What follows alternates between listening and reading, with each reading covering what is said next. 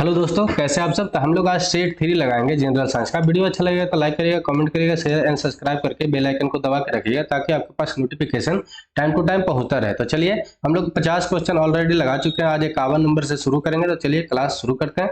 तो पहला क्वेश्चन क्या है कि रोबोट है क्या। ठीक है, एक प्रकार का रॉकेट है या बम है या मनुष्य से मिलता जुलता एक यंत्र है जो आदेश अनुसार क्या करता है, आपका काम करता है, वर्क करता है, या अफ्रीका के जंगल में मिलने वाला एक जानवर है। तो इसका जो सही उत्तर क्या है, सी है। ठीक है, इसका जो सही उत्तर है क्या है, सी है। मनुष्य से मिलता जुलता एक यंत्र है जो आदेश अनुसार आपका क्या करता है, वर्क करता है। ये बात याद रखिएगा। ये सारा जो क्वेश्चन होता है कहीं पीसीएस में या एसआई के एग्जाम में या रेलवे का एग्जाम में पूछा हुआ ही क्वेश्चन है। ठीक है, तो इसको ध्यान से आप लगाइए और बहुत ज्यादा ये फायदेमंद होगा। दूसरा जो क्वेश्चन है 52 नंबर का कि दो समानांतर दर्पणों के बीच का प्रतिबिंब कितना बनता है। जैसे कि ऐसे प्रतिबिंब दो रख दिए, सॉरी दर्पण रख दिए, मिरर रख दिए और बीच में ऑब्जेक्ट रख दीजिएगा, तो ये ऑब्जेक्ट का प्रतिबिंब कितना बनेगा ये आपसे पूछ रहा है। तो 2 बनेगा, 4 बनेगा, 8 बनेगा या अनंत बनेगा। तो इसका जो सही उत्तर है अनंत बनेगा। हम लोग अगर कभी बाल कटवाए होंगे, जब कटवाने जाते हैं सैलून में, तो इसका जो देखते होंगे आगे मिरर लगा रहता है, बीच में आप बैठते हैं। ठीक है, और फिर इधर भी मिरर जो रहता है, और ये जो जब अपना देखते हैं बैक का जो पिक्चर देखते हैं, हेयर देखना होता है तो क्या होता है कि आपको लगातार एक पिक्चर ऐसे दिखता ही जाता होगा। ठीक है, मतलब इसका मतलब है कि दो समानांतर दर्पणों के बीच का जो प्रतिबिंब बनता है कितना बनता है, अनंत बनता है। और इसका जो प्रूफ करने का कहीं कुछ करने का जरूरत नहीं है। कभी जाइए बगल में जो सैलून होगा वहां पर जाइए, बीच में देखिए, दोनों तरफ अगर शीशा लगा होगा तो देखिएगा कि लगातार बहुत सारा क्या होगा, आपका पिक्चर दिखाते ही चला जाएगा।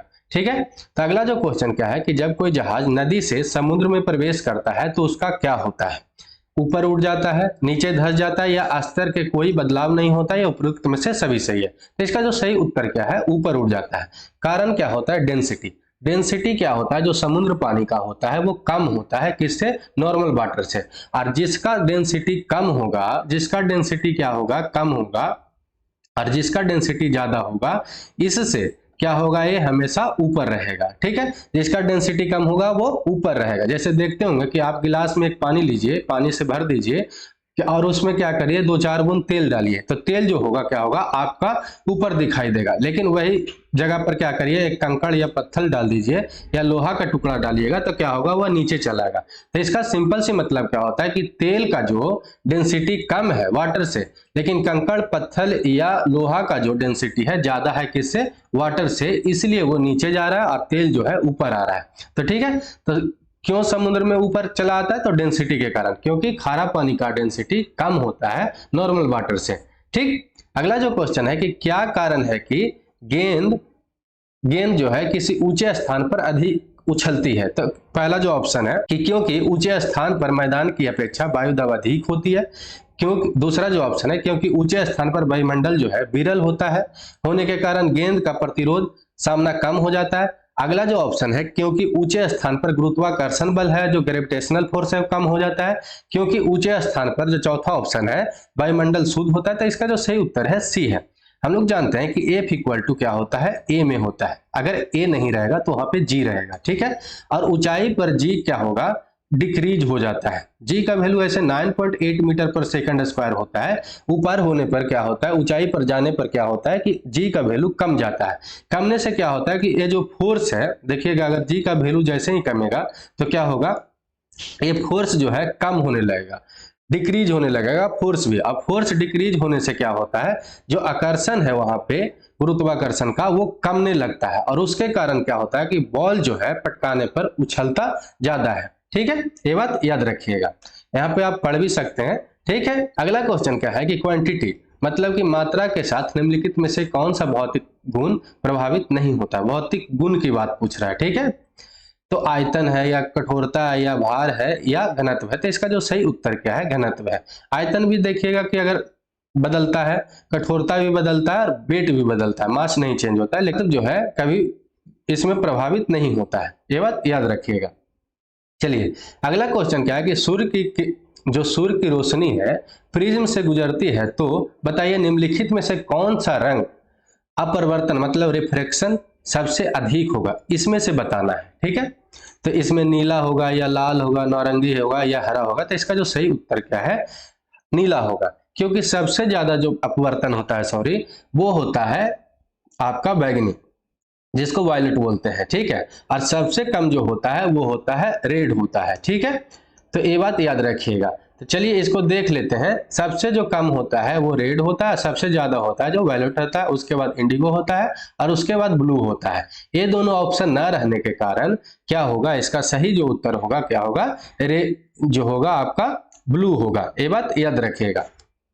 अगला जो क्वेश्चन क्या है कि समुद्र के पानी से नमक निकालने के लिए निम्नलिखित में से कौन सी विधि को अपनाई जाती है? सब्लिमेशन, एवेपोरेशन या क्रिस्टलाइजेशन या आश्वासन। तो इसका जो सही उत्तर क्या है, एवेपोरेशन। एवेपोरेशन से क्या होता है कि अगर ऐसे पानी आप रखिएगा और इसको गर्म करिएगा तो क्या होगा, पानी धीरे धीरे वाष्प बन के उड़ जाएगा और जो उसका सॉलिड पार्ट होता है, जो नमक होता है, वो रह जाता है।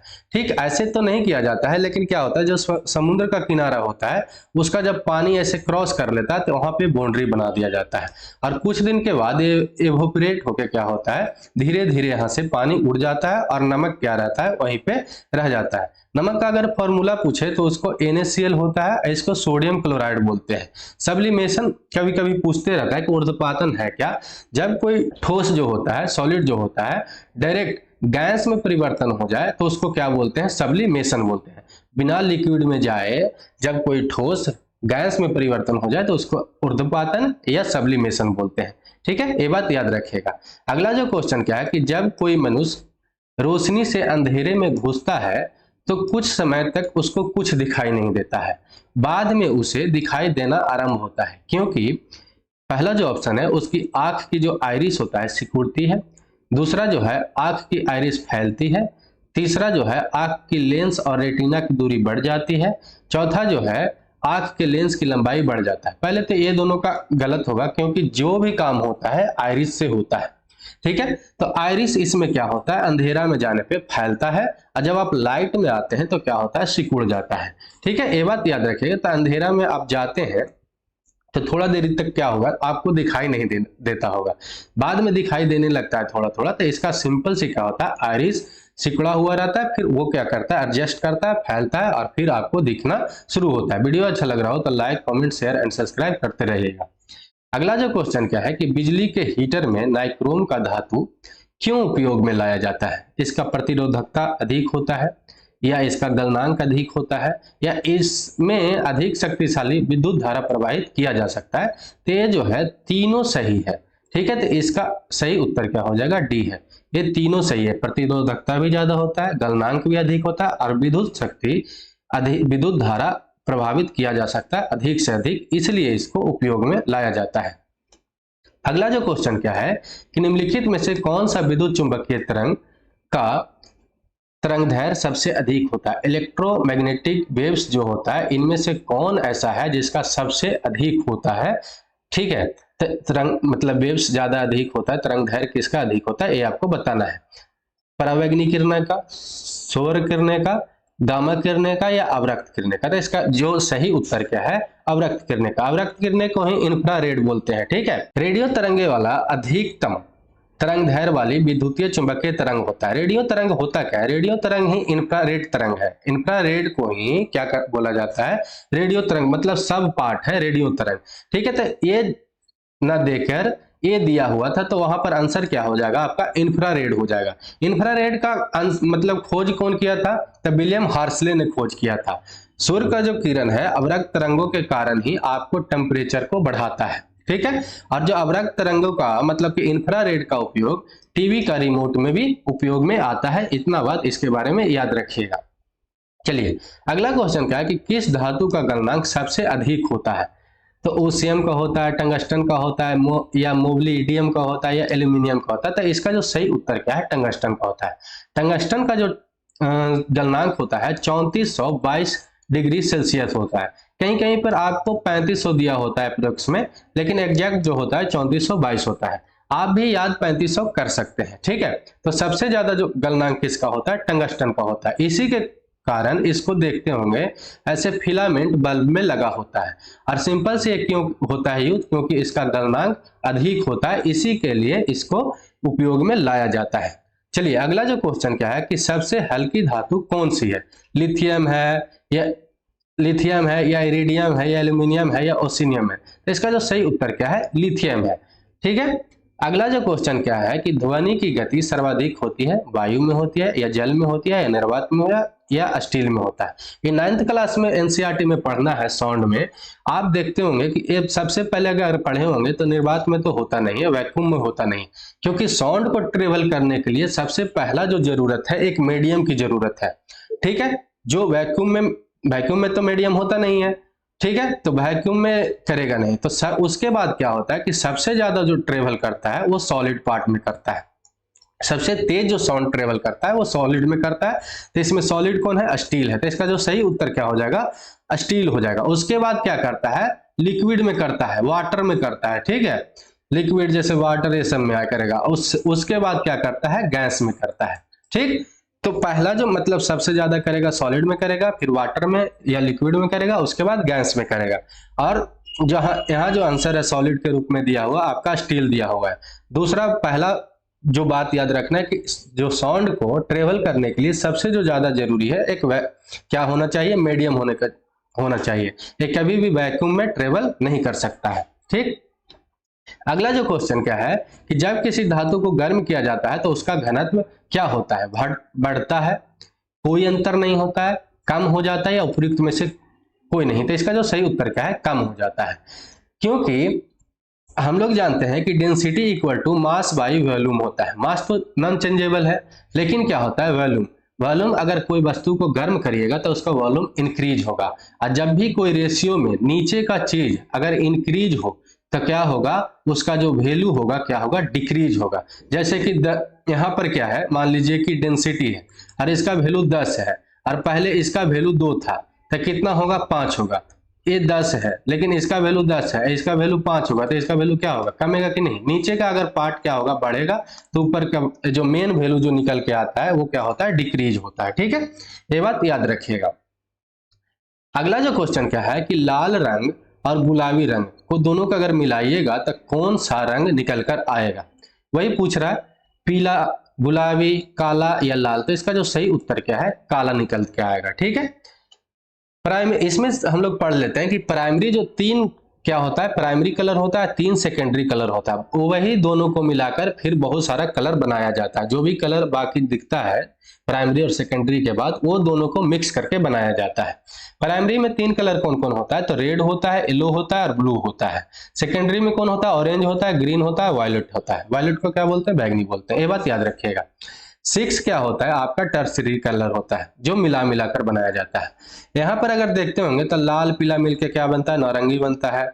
लाल नीला देख के काला बनता है। नीला पीला देख के हरा बनता है। नीला और काला बना के मिलाकर क्या बनता है? बैगनी बनता है। नीला और सफेद मिला के आसमानी बनता है। और लाल और काला मिला के क्या बनता है? आपका भूरा बनता है, ब्राउन बनता है। ठीक है। अगला जो क्वेश्चन क्या है कि दूध की शुद्धता किस यंत्र से नापा जाता है? मैनोमीटर से सॉरी, हाइड्रोमीटर से, लैक्टोमीटर से या फेदोमीटर से? तो इसका जो सही उत्तर क्या है? आपका लैक्टोमीटर से मापा जाता है। ठीक है। अगला जो क्वेश्चन क्या है कि डायनेमो का कार्य क्या है? विद्युत ऊर्जा को यांत्रिक ऊर्जा में परिवर्तन करना, यांत्रिक ऊर्जा को विद्युत ऊर्जा में परिवर्तन करना, विद्युत ऊर्जा को ऊष्मा में परिवर्तन करना या इनमें से कोई नहीं? तो इसका जो सही उत्तर क्या है? बी है। मैकेनिकल एनर्जी को क्या करता है? इलेक्ट्रिकल एनर्जी में कन्वर्ट करता है। ठीक है। डायनेमो क्या होता है कि गाड़ी में आपका लगा होता है, छोटा सा रहता है। ठीक है। ठीक है। जनरेटर की तरह काम करता है। जनरेटर क्या होता है या डायनेमो का काम क्या होता है कि इसमें एक रॉड होता है और उसमें एक कॉपर का वायर उस पर लगा होता है। ठीक है। कॉपर के वायर से क्या होता है? जो लोहा का आयरन का जो बॉडी होता है उस पर लपेटा होता है और दोनों तरफ क्या होता है? मैग्नेटिक फील्ड होता है। और जब ये मैग्नेटिक फील्ड में घूमता है तो उस समय घूमता है तो क्या होता है? मैकेनिकल एनर्जी रहता है। और जब घूमता है तो इसके बाद क्या होता है? यहाँ से इलेक्ट्रिक जनरेट होने लगता है, इलेक्ट्रिसिटी निकलना शुरू होता है। ये मैकेनिकल फॉर्म से क्या होता है? लास्ट में आपका इलेक्ट्रिसिटी जब निकलने होता है तो जो मैकेनिकल एनर्जी से क्या कन्वर्ट होता है? इलेक्ट्रिकल एनर्जी में कन्वर्ट होने लगता है। ठीक है। तो इसका उत्तर क्या हो जाएगा? यांत्रिक ऊर्जा से विद्युत ऊर्जा में। ठीक। चलिए अगला जो क्वेश्चन क्या है कि टेलीविजन का आविष्कार किसने किया था? जे.एल. वेयर्ट्ज ने, मैकमिलन ने, जेम्स वाट ने या इनमें से कोई नहीं? तो इसका जो सही उत्तर क्या है? जे.एल. वेयर्ट्ज ने। आपका जेम्स वाट क्या चीज का खोज किया था? ये आपको कमेंट सेक्शन में बताना है। तो इसका सही उत्तर क्या है? 26 जनवरी 1926 को सर्वप्रथम वर्किंग टेलीविजन का जो प्रदर्शन किया गया था उसका खोज कौन किया गया था? जॉन लॉगी वियर्ट्स ने, ठीक है, जो स्कॉटलैंड के रहने वाले थे, ठीक है। उनका जन्म कब हुआ था? तो 1888 ईस्वी में हुआ था, ये बात याद रखिएगा। अगला क्वेश्चन क्या है कि हड्डियों और दांतों में जो रासायनिक पदार्थ विद्यमान रहता है उसे क्या कहते हैं? कैल्शियम क्लोराइड कहते हैं, कैल्शियम बोरेट कहते हैं, या कैल्शियम फास्फेट कहते हैं, या कैल्शियम सल्फेट कहते हैं? तो उसका जो सही उत्तर क्या है? आपका कैल्शियम फास्फेट कहते हैं, ठीक। अगला क्वेश्चन क्या है कि लोहे के पाइप जिसमें पानी की सप्लाई की जाती है पर जस्ते की परत चढ़ाई जाती है जिससे जंग न लगे, इस परत चढ़ाने की अभिक्रिया को क्या कहते हैं या प्रक्रिया को क्या कहते हैं? ठीक है, अलनीकरण बोलते हैं, बलकनीकरण बोलते हैं, यसद लेपन बोलते हैं, या इनमें से कोई नहीं। तो इसका जो सही उत्तर क्या है? यसद लेपन बोलते हैं, ठीक। यसद जिंक का ही दूसरा नाम है हिंदी में, ये बात याद रखिएगा। अगला क्वेश्चन क्या है कि किस अम्ल का उपयोग निर्जलीकरण मतलब डिहाइड्रेटिंग एजेंट के रूप में काम किया जाता है? हाइड्रोक्लोरिक अम्ल, सल्फ्यूरिक अम्ल, या एसिटिक अम्ल, या नाइट्रिक अम्ल? तो इसका जो सही उत्तर क्या है? आपका सल्फ्यूरिक अम्ल का, H2SO4 का, जिसको बैटरी में भी उपयोग करते हैं, ठीक है। जो H2SO4 है क्या है कि ये जल के साथ अधिक आकर्षित करता है और जल को हाइड्रेट बना देता है। और लास्टली क्या होता है? और लास्टली क्या होता है? उनकी जो रिजर्वेबिलिटी होता है क्या होता है? रोकता है, ठीक है, जिसके कारण क्या होता है? निर्जलीकरण के भांति उसको उपयोग में या प्रयोग में लाया जाता है।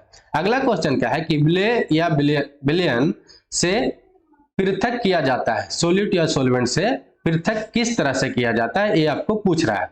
आपको फिल्ट्रेशन के द्वारा, इवेपोरेशन के द्वारा, या डिकेटेशन के द्वारा, या सेडिमेशन के द्वारा? तो इसका जो सही उत्तर क्या है? इवेपोरेशन के द्वारा, ठीक, ये बात याद रखिएगा। अगला क्वेश्चन क्या है कि निम्नलिखित में से कौन सा गैस वायुमंडल में नहीं होता है? नाइट्रोजन, हीलियम, क्लोरीन, या क्रिप्टन? नाइट्रोजन तो सबसे ज्यादा होता है, हीलियम भी होता है, आपका क्रिप्टन भी होता है, लेकिन क्लोरीन नहीं होता है, ये बात याद रखिएगा। पोटेशियम क्लोरेट को गर्म करने पर क्या बनता है या क्या निकलती है? नाइट्रोजन गैस निकलती है, ऑक्सीजन गैस निकलती है, हाइड्रोजन गैस निकलती है, इनमें से कोई नहीं। तो इसका जो सही उत्तर क्या है? ऑक्सीजन गैस निकलती है। वीडियो अच्छा लगा हो तो like, comment, share and subscribe कर लीजिएगा। और चलिए आज के लिए इतना ही। जय हिंद, जय भारत।